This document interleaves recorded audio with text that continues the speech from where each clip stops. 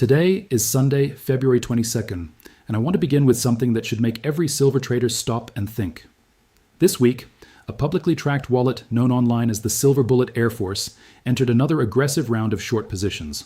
The trader shorted 5,000 ETH and 50 BTC on Hyperliquid, a combined exposure of roughly $13.28 million. And almost immediately after execution, both trades were underwater, floating losses from the moment they were filled. But that is not even the real story. The real story is what happened before. This same address previously carried a significant short position in silver and closed that trade at a realized loss of $4.79 million, nearly $5 million lost betting that silver would fall.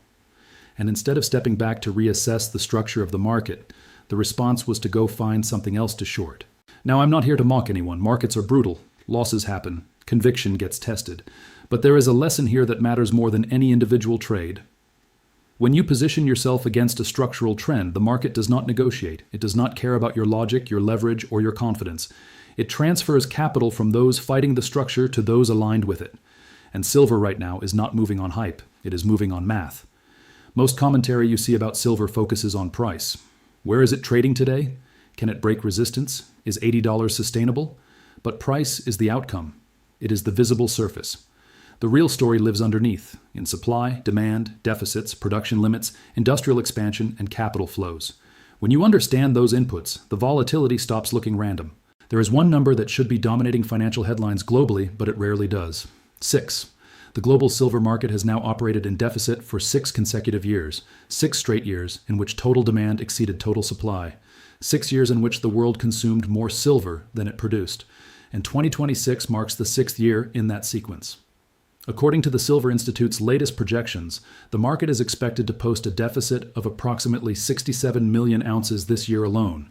That is 67 million ounces of silver that industrial users and investors require, but that mines and recycling channels will not deliver. A deficit in a commodity market is not theoretical. It means inventories are being drawn down. Vaulted silver, stored reserves, stockpiles accumulated during years of surplus. Every year that the deficit persists, those buffers shrink. And as those buffers shrink, the system becomes tighter, and when a system becomes tight, it becomes sensitive.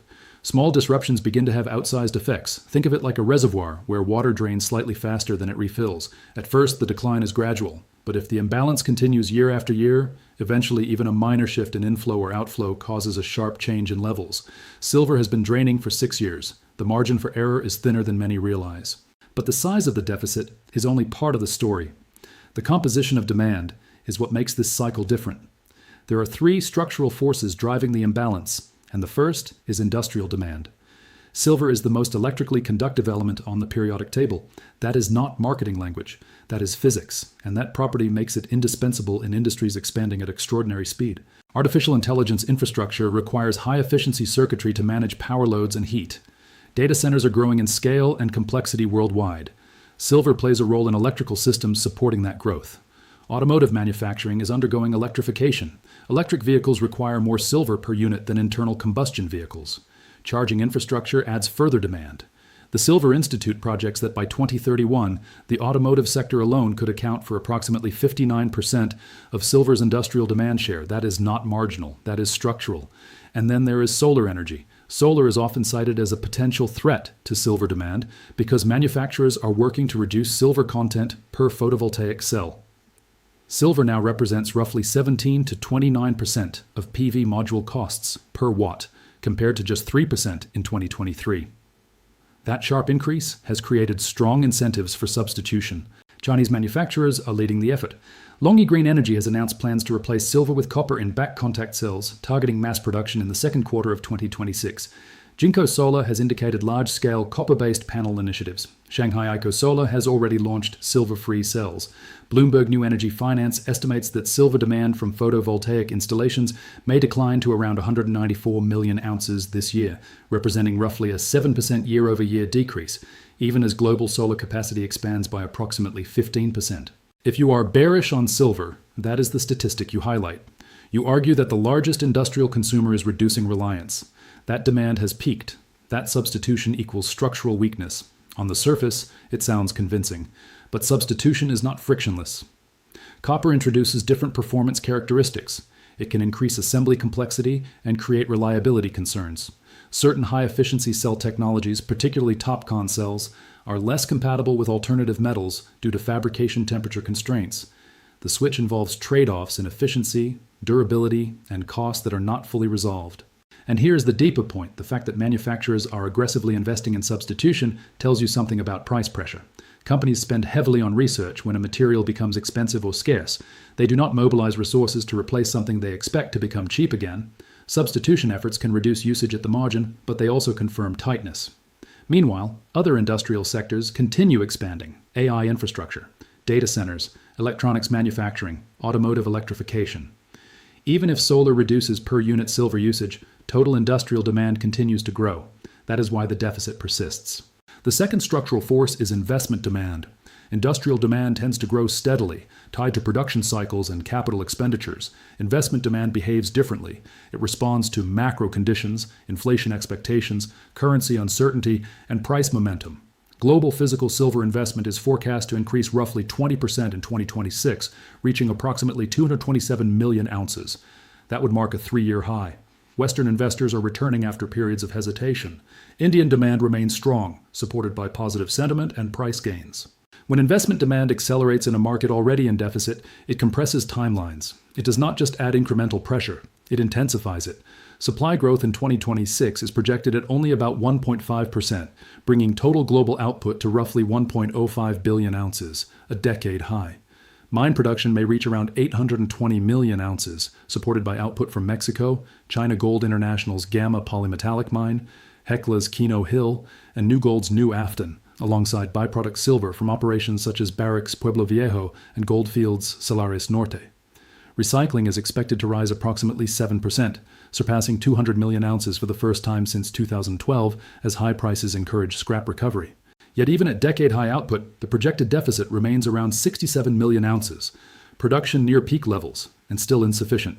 New mines cannot be brought online overnight. From discovery to production, timelines often stretch 5 to 10 years. Supply response lags price signals. Looking toward 2030, research suggests that total annual silver demand could reach between 48,000 and 54,000 metric tons, while supply may only meet between 62 and 70% of that need. That implies a significant structural gap. Markets resolve such gaps through price adjustments. Either demand is curtailed or prices rise high enough to incentivize meaningful supply expansion. When you step back and observe the structure, the pattern becomes clearer. 6 years of deficits. Industrial demand expanding across multiple sectors. Investment flows increasing. Limited supply elasticity. Against that backdrop, traders continue attempting to short silver because it appears elevated relative to prior years. That is not structural analysis. That is psychological anchoring. And in markets governed by mathematics, psychology eventually yields to fundamentals. Now let us move deeper into the supply side, because this is where many narratives quietly fall apart. It is easy to assume that when prices rise, production simply ramps up and solves the imbalance. That assumption works in theory. In practice, mining does not operate on quarterly emotion. It operates on multi-year development cycles. Total global silver output in 2026 is projected to increase only about 1.5%, bringing production to roughly 1.05 billion ounces. That would represent a decade high. On the surface, that sounds impressive, but context is everything. When demand has exceeded supply for 6 consecutive years and continues to grow, a 1.5% increase is not a resolution. It is a marginal adjustment. Mine production itself is expected to rise modestly to around 820 million ounces. The incremental growth is coming from stronger output at existing operations and recently commissioned projects. Mexico's primary silver mines are contributing additional volume. China Gold International's Gamma polymetallic mine is adding supply. Hecla's Keno Hill and New Gold's New Afton in Canada are supporting growth. Byproduct silver production from operations like Barrick's Pueblo Viejo and Goldfields' Salares Norte is also contributing. Recycling is projected to increase around 7%, surpassing 200 million ounces for the first time since 2012 as higher prices encourage scrap sales. That recycling response is typical when commodity prices rise. But even with stronger recycling and decade-high total output, the market still faces a projected 67 million ounce deficit this year. That is the critical point. Peak production and the gap remains. And here is the structural constraint many overlook. New silver mines are not quick builds. From discovery and feasibility studies to environmental approvals, financing, construction, and commissioning, timelines often stretch 5 to 10 years, sometimes longer. Geopolitical risk, permitting delays, community opposition, and capital allocation discipline all influence that timeline. So even if today's price incentivizes exploration, meaningful new supply may not materialize until the late 2020s or early 2030s. Supply cannot pivot fast enough to erase a persistent deficit overnight. Now extend the lens toward 2030. Research suggests total annual silver demand could reach between 48,000 and 54,000 metric tons by that time. Yet supply may only cover 62 to 70% of that requirement. Think about what that implies. It implies that even if production expands gradually, it may not be able to satisfy projected industrial and investment needs. That is not a minor shortfall. That is structural strain. Markets do not tolerate structural strain quietly. They resolve it through price. Prices rise until demand destruction occurs or until supply expansion becomes economically irresistible. And here is where silver's unique role matters. Silver is not a purely decorative commodity. It is embedded in industrial systems tied to electrification, computing, energy infrastructure, and advanced manufacturing. The threshold for demand destruction may therefore be much higher than it was in previous cycles dominated by jewelry and discretionary uses. Now let us introduce the third force, corporate positioning. Because when billion-dollar mining companies make strategic decisions, they reveal expectations without issuing bold headlines. BHP, one of the largest mining companies in the world, entered a long-term silver streaming agreement with Wheaton Precious Metals. BHP received $4.3 billion upfront in exchange for silver linked to its share of production at the Antamina mine in Peru. This was the largest streaming transaction ever completed by upfront payment. A streaming agreement means the miner sells the right to purchase a portion of future production at predetermined pricing in exchange for immediate capital. In this case, BHP chose to monetize future silver output and redeploy capital toward other priorities, particularly copper. But the other side of that transaction is just as important. Wheaton committed $4.3 billion to secure long-term silver exposure. That capital was deployed based on models forecasting sustained value. These are not retail traders chasing momentum. These are institutional teams with geologists, engineers, and financial analysts modeling production curves and long-term commodity scenarios. When corporate capital commits billions to future silver streams, it reflects expectations that silver will remain structurally valuable for years. This is where psychology collides with structure again. On one side, you have documented evidence of a trader losing $4.79 million shorting silver. On the other side, you have a $4.3 billion corporate transaction securing long-duration exposure. One is tactical positioning, the other is strategic allocation. And recently there has been online discussion suggesting that another large wallet deposited 5 million USDC into Hyperliquid and may have opened a short silver derivative position. It is important to clarify that a wallet deposit alone does not confirm trade direction or size. Without exchange-level data tying that deposit to executed silver perpetual contracts, it remains unverified speculation. But the broader pattern is revealing. Traders continue looking for opportunities to short silver at elevated prices. Why? Because price memory is powerful. Silver trading above $80 feels high relative to where it was 2 years ago. But markets are not obligated to return to previous ranges simply because they once traded there. Mean reversion assumes conditions revert to historical norms. The structural data suggests current conditions are not normal. 6 consecutive years of deficits are not noise. Industrial demand from AI infrastructure, electrification, automotive expansion projected to represent approximately 59% of industrial demand share by 2031, and electronics growth are not temporary trends. Investment demand projected to increase roughly 20% to 227 million ounces this year is not random speculation. Corporate streaming agreements totaling billions are not emotional reactions. Short-term pullbacks are always possible. Silver has a long history of volatility. It can correct sharply within broader uptrends. 10 or 15% declines can occur without invalidating a structural thesis. But a sustained directional bet against the metal requires assuming that multiple reinforcing forces are about to reverse simultaneously. Let me frame it another way. If production growth is only 1.5% while demand remains structurally elevated, what exactly closes the gap? If solar substitution reduces some usage but AI, automotive, and electronics continue expanding, does total demand truly contract? If investment demand accelerates during macro uncertainty, does that relieve pressure or intensify it? These are the questions that matter, not whether silver feels expensive relative to memory, but whether the supply-demand structure is loosening or tightening. And based on current projections, tightening remains the operative word. When you align persistent deficits, constrained supply growth, expanding industrial integration, increasing investment flows, and billion-dollar corporate positioning, you get a picture that is far more complex than simple price momentum. And that complexity is exactly why many traders misjudge the trend. Now let us translate everything we have discussed into a disciplined framework, because structural analysis only has value if it informs decision-making. Silver is not a market you navigate emotionally. It is a market you approach with clarity about what actually matters. The first metric to monitor is the deficit trajectory itself. The projected shortfall for 2026 stands at approximately 67 million ounces. That number is not just a headline, it is the structural pressure point. If updated data throughout the year confirms that the deficit remains near that level or widens, then the thesis of sustained tightness remains intact. If the deficit narrows meaningfully, the follow-up question becomes critical. Is it narrowing because supply surged unexpectedly because industrial demand weakened, or because inventories were temporarily released? The cause determines whether the change is structural or temporary. The second variable to monitor is solar substitution progress. LONGi Green Energy plans to mass-produce copper-based back contact cells in the second quarter of 2026. Jinko Solar has signaled large-scale copper-based panel initiatives. Shanghai Ico Solar has introduced silver-free solar cells.